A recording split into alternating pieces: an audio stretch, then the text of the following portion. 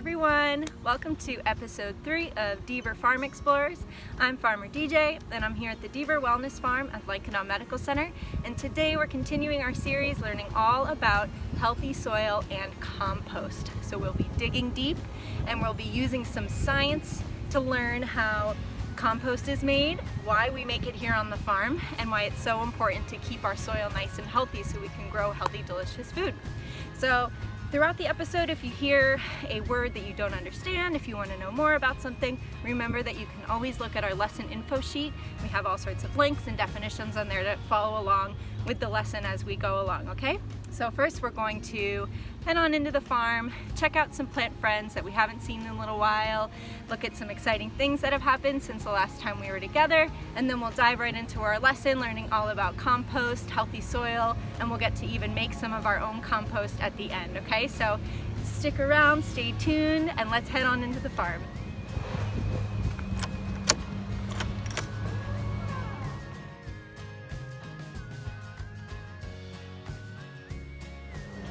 It's a beautiful, hot and sunny day here on the farm, which tells us that we're getting a little further away from springtime and a little closer to what's coming next, which is summertime, right?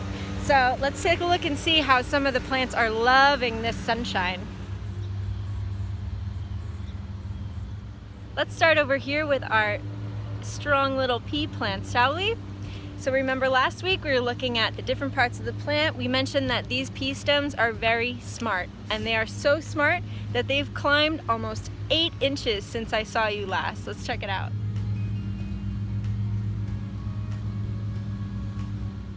Something else we notice about these pea plants is that there's a lot more flowers blooming on them. So you know what that means? More peas, right?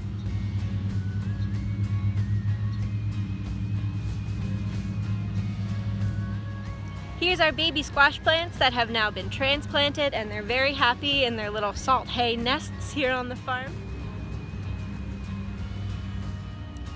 Something else very exciting is happening over here in our larger raised beds, and that's our potatoes have germinated.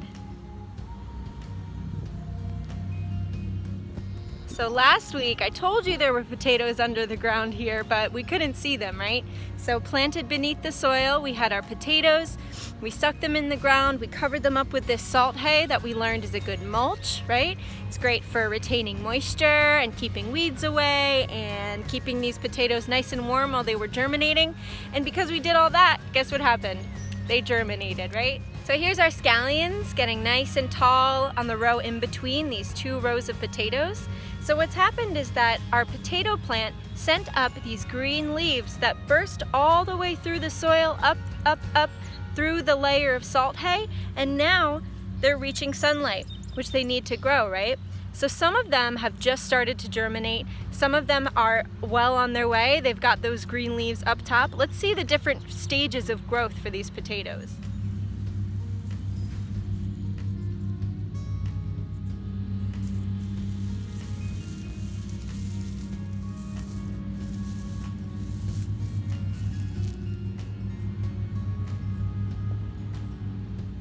Of course, we have to check on our green bean plants that we transplanted last week together. I think they're looking pretty good. How about you?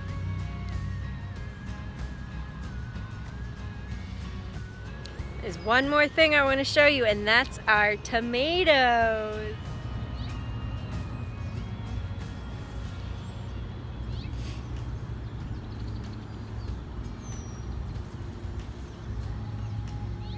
To me, a tomato is one of the most exciting things you can grow, mostly because they take such a long time. So we planted these tomato seeds all the way back in February, and we won't be picking our first tomatoes until late June or early July. As you can see, we've given these tomato plants a good amount of space to grow in.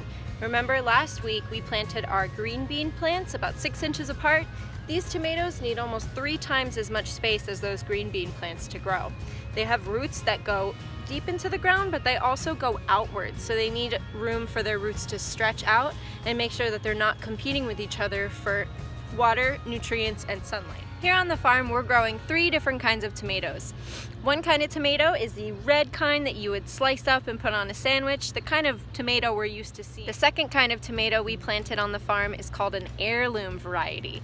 So that means that those tomato seeds were saved years and years and years ago. Some of them were saved almost 100 years ago by someone who was growing that tomato and thought it was particularly juicy or particularly interesting looking. So we're growing 2 different kinds of those tomatoes. So one of them is a little bit purple in color and really yummy and juicy.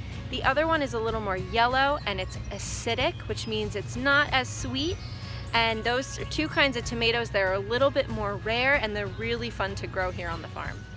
The third kind of tomato we're growing on the farm is what we have right here. These are our cherry tomatoes. So the cherry tomatoes, they grow on these big long vines, and the fruits, the tomato fruit, is small. So that's why they're called cherry tomatoes, because they're about the size of cherries. So they're really great for snacking, to just walk on by and pop one right in your mouth off of the plant. You might have noticed that some of these tomatoes already have little yellow flowers on them. So if we think about what we learned last week, we know that if we see a flower on a tomato plant, pretty soon it's gonna be a what? A tomato, right?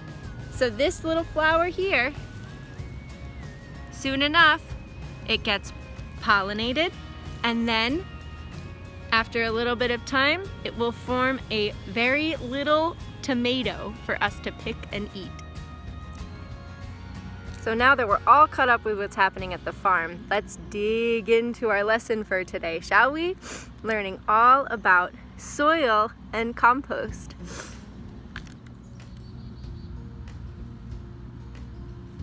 Let's start with this handful of soil.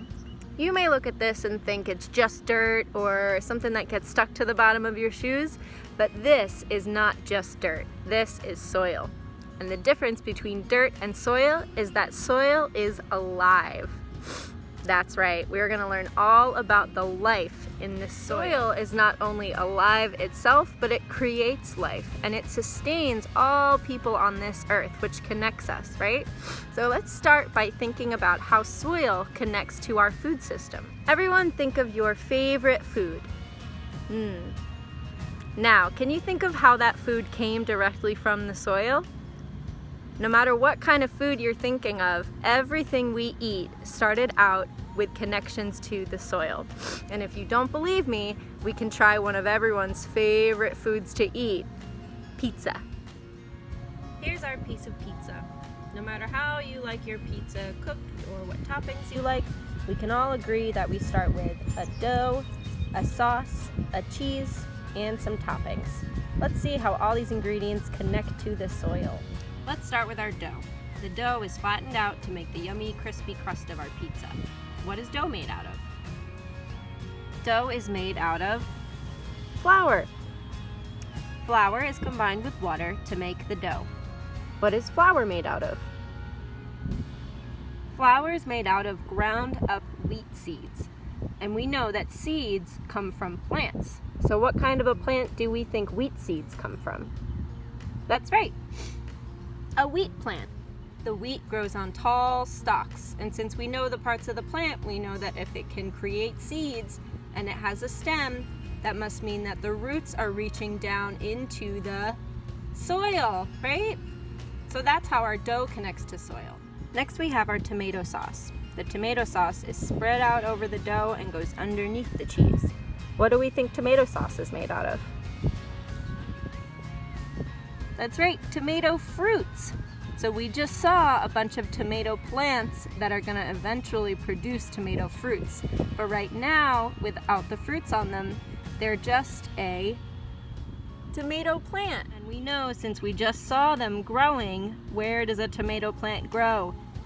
In the soil. Next up, we have our cheese. This one's a little bit more difficult. Let's see how we can trace it back to the soil. So cheese that goes on our pizza is made out of milk, right? Milk is combined with other ingredients and it makes cheese. So where does milk come from? I'll give you a hint. It goes moo. Cows. Now, if you've ever been lucky enough to see a cow, it was probably doing something, and that something is eating grass, right? Cows graze on grass to make all that yummy milk for us to turn into cheese to put on our pizza. And guess where the grass grows? In the soil. So now we know that all the food we eat, no matter what it is, comes from the soil. Healthy soil contains all the things it needs to create healthy plants that we can eat as fresh vegetables or turn into other foods that we like to eat. So what makes the soil healthy are nutrients. Nutrients are anything that keeps the soil healthy. Nutrients are also things that keep our bodies healthy. Things like vitamins and minerals, things that help all different parts of our bodies grow. So if we know that our bodies get almost all the nutrients we need from our food, then our food must have nutrients too, right? And where do you think the nutrients come from that we find in our food? That's right, the soil. Healthy soil contains nutrients like calcium, potassium, iron, and zinc. These nutrients travel through the plants that we eat and become things that our bodies really need. So the calcium that lives in the soil is the same calcium that helps keep our bones strong. The potassium that lives in the soil is the same potassium that helps our muscles and our nerves operate. The iron that we saw in the soil is the same iron that keeps oxygen flowing through our blood, and the zinc in the soil is the same zinc that keeps our immune systems going. So all those wonderful nutrients that our bodies need are living in the soil, and we know from last week that if they're in the soil, then they connect to the roots, which carry those nutrients along with water up through the stem, into the leaf, the fruit, whatever part of the plant that we're eating, and then when we're ready to pick them, those nutrients go straight from the plant into our bodies. So how do all those nutrients find their way into the soil? The answer to that question lies in something else we are going to talk about today. Something very important that gets added to the soil so that all those nutrients can get absorbed by the plants, and that is compost.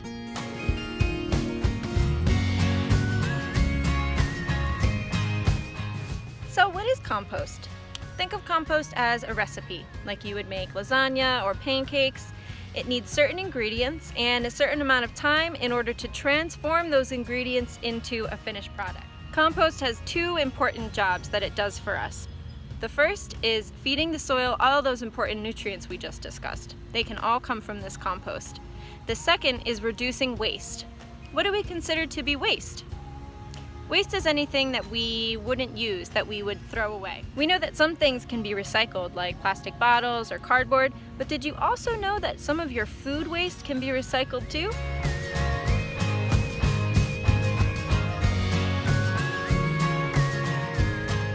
This is how we get the ingredients needed for compost. So imagine when you peel a banana, you eat an apple, you make a cup of tea, you crack an egg. The part that you add to the compost is the part that you wouldn't use from that food. So you can add the banana peel, the apple core, the eggshell, the tea bag.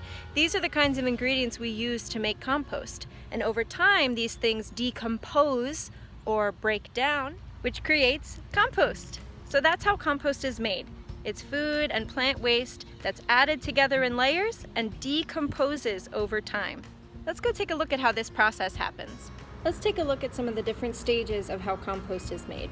So like we said before, we start out with food waste, scraps, peels, shells, things that we would normally just toss in the trash that now we know we can recycle into a kind of fertilizer for our soil, which means that it's something that can make our soil healthier and grow stronger plants. So to make our compost, we start out with some ingredients, right? So this is my home compost container. So this is a big old container where we can put all of our stems and things that we would usually discard while we're cooking. We put them in this container, and then when it's all full, we put them in a bigger compost container like the one that we saw on the farm. So let's go ahead and take a look and see what's in here right now. So I'll go ahead and take the lid off, and inside we have our food scraps. So you can see we have a banana peel, we have a moldy piece of bread, we have some strawberry tops, some eggshells, right? So these are the things that we start out with. Every compost pile starts out with just a pile of food scraps like this. After some time, our ingredients start to decompose, right? Which means that they break down. So we're gonna look at the second stage of compost, which we would call half-finished compost. So in here, we have some compost that's breaking down right now. So you'll notice there's still a stem that we can see, there's some things poking out. It doesn't quite look like that finished compost that we would normally add to soil. You can see that there's some plant parts that are still visible, and I bet if we looked underneath, we would find some busy bugs in here.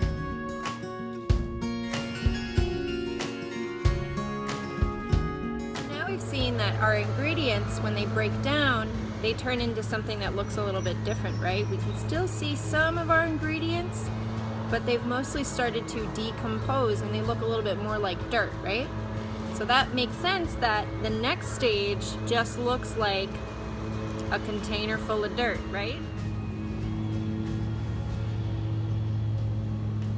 But we know now that this is anything but just dirt, right? This is a nutrient-dense, rich fertilizer that we can put into our soil that gives it all of the nutrients that the plants need to be healthy, and therefore all of the nutrients that we need to be healthy.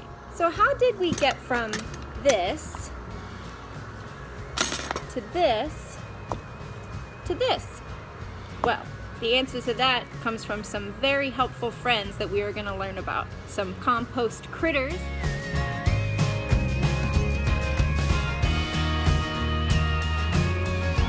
Ones that we can see and ones that we cannot see, working really, really hard in that compost pile, making all sorts of transformations that turn a bunch of scraps into a really powerful fertilizer. Now, we may be a little scared of bugs sometimes, but any good compost pile, and really the whole farm, relies on the hard work of a lot of different kinds of bugs. So don't be afraid, we're gonna meet some bug friends as soon as we go right back over to the compost pile. Come on, let's go.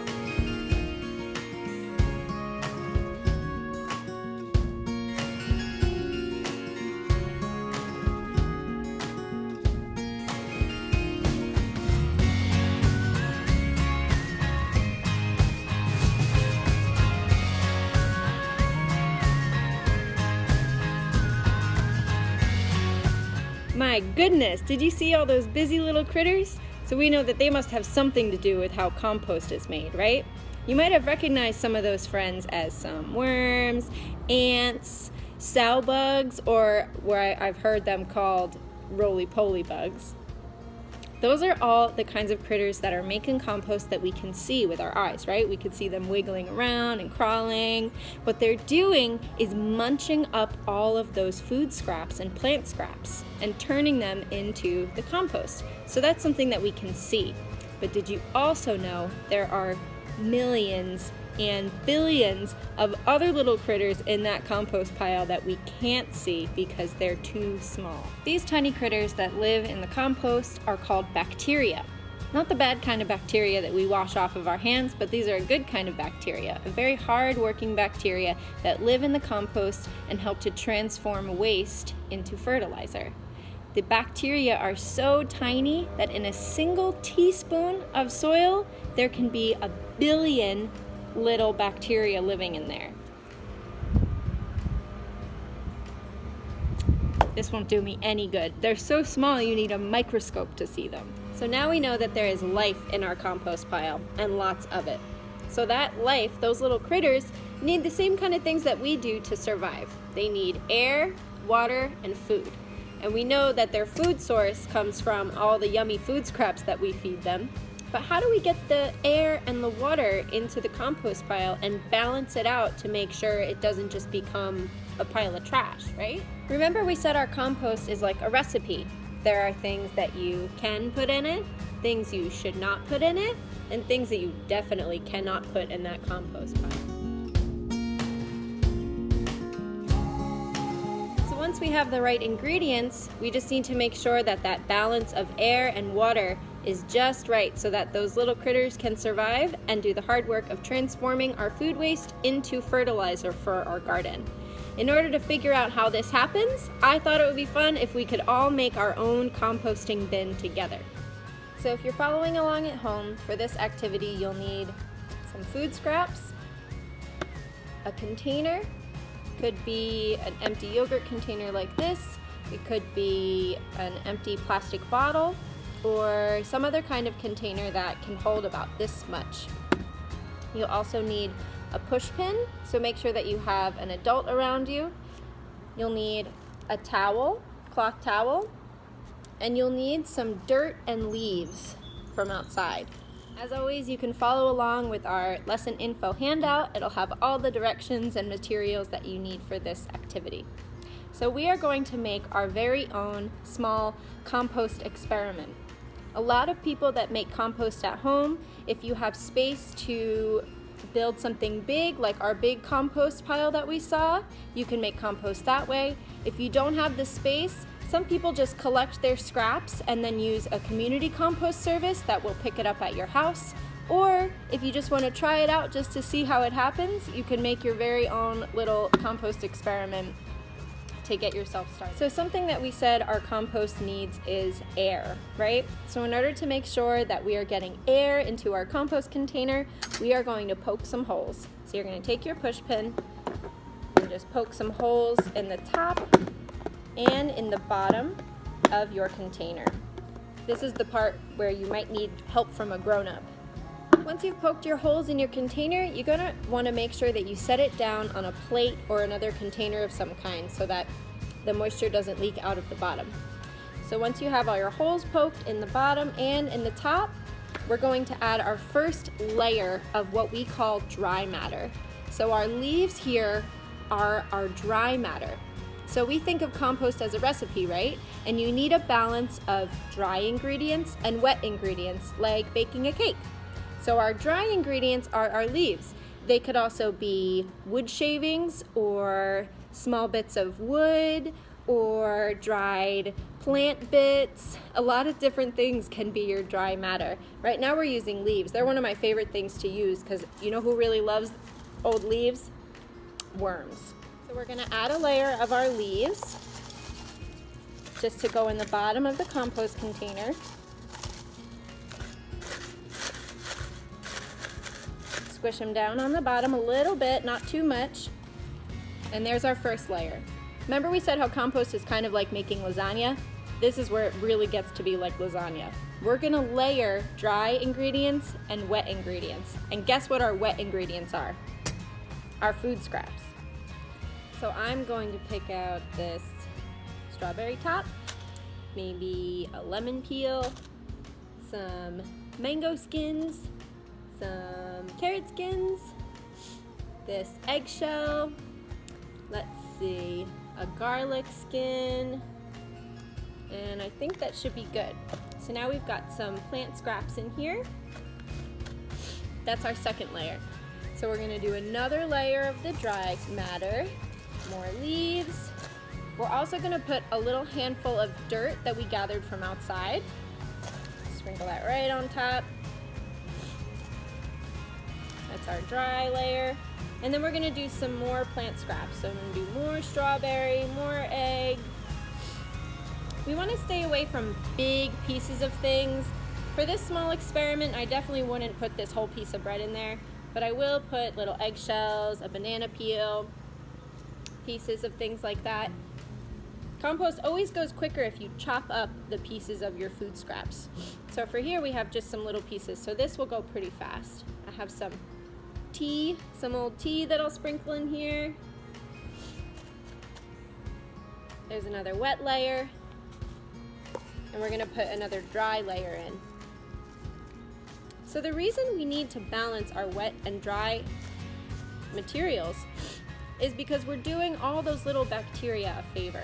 So if we only put food scraps into this container and sealed it shut and let it sit, what do we think would happen? It'd probably start to smell. It probably wouldn't have all those really great bacteria in it, right? It would probably just kind of turn into something that smelled like trash, which means that the wrong kind of bacteria are in there. So we have aerobic bacteria, which means that they like air. So they would like the kind of situation that we're creating. And then there's anaerobic bacteria, which means that they don't like air.